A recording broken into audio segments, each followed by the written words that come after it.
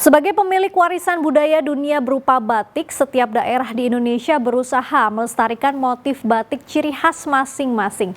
Salah satunya batik motif Majapahit di kota Mojokerto. Para perajin dibangunkan sentra pembuatan batik agar bisa menjadi lokasi berkarya, edukasi sekaligus pemasaran hasil produksi.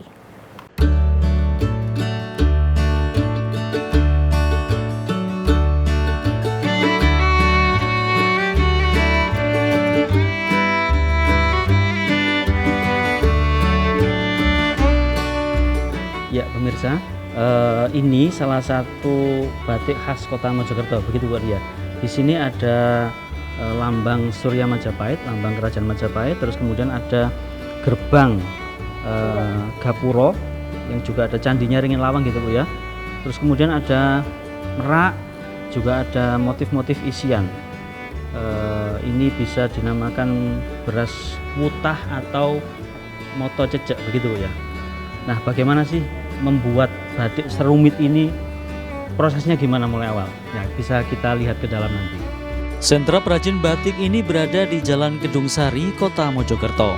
Bernama Maja Barama Wastra, berarti kain indah yang berasal dari Majapahit. Sentra Industri Kecil Menengah atau IKM ini menampung puluhan perajin batik di Kota Mojokerto. Di sini para perajin bisa berkarya dengan leluasa dan bisa dilihat langsung oleh pengunjung.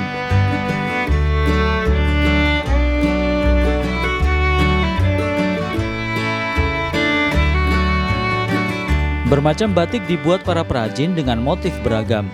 Ada sekitar 103 motif batik Mojokerto yang sudah memiliki hak cipta. Namun yang paling menonjol adalah batik dengan motif Majapahitan.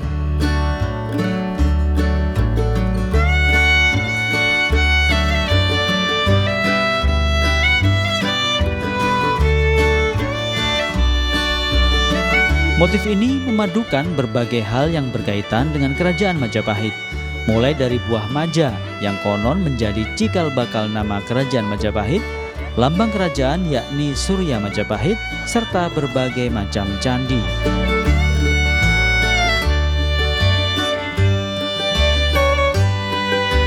Motif-motif itu biasanya juga digabungkan dengan aneka motif yang sudah umum seperti bunga, tanaman, hingga motif beras wutah.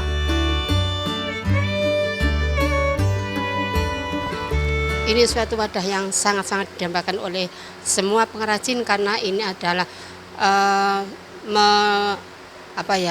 bisa menambah income dari warga kita sendiri. Juga ini adalah suatu wadah yang mana sebelumnya belum ada dan sekarang ada. Saya merasa senang karena apa? Saya tidak memikirkan kalau di rumah memikirkan bagaimana cara mengolah limbah, tapi di sini sudah tersedia pengolahan limbah.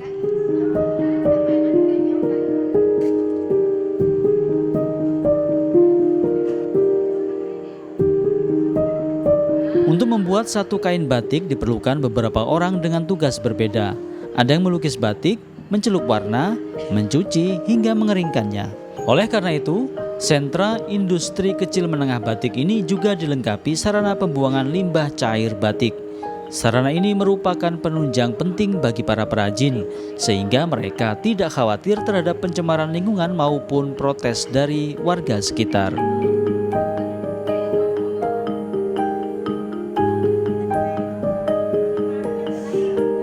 Selain lokasi pembuatan batik, tempat ini juga dijadikan sebagai lokasi belajar membatik terpadu para generasi muda. Mereka akan diajari langsung oleh para perajin cara membatik, mulai dari membuat pola, memberi warna, mencelup, hingga mengeringkannya.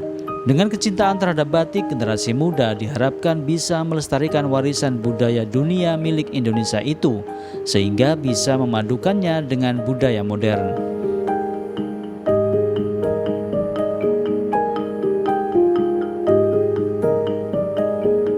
Kita akan terus gali potensi dengan meningkatkan kualitas, mutu, dan nilai tambah. Dan ini kan kita punya semacam program-program inkubator yang kita harapkan akan kita pandu, kita kurasi, brandingnya jelas, kita carikan market, Sehingga apa yang sudah kita bangun ini memang bisa betul-betul produknya itu terstandarisasi dan bisa dijual di pangsa pasar secara global.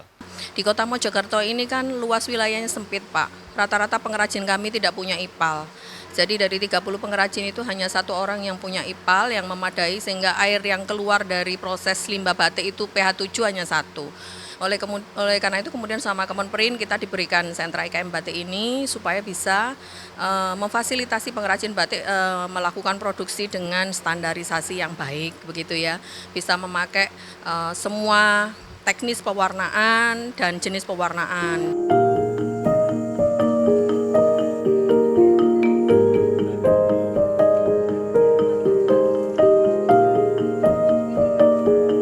Selain berkarya dan memberi edukasi, para perajin batik bisa memasarkan langsung hasil produksinya kepada masyarakat luas yang datang ke IKM Batik Kota Mojokerto. Harga satu kain batik bervariasi antara puluhan ribu hingga ratusan ribu rupiah, tergantung jenis kainnya, motif, hingga tingkat kerumitan pembuatannya.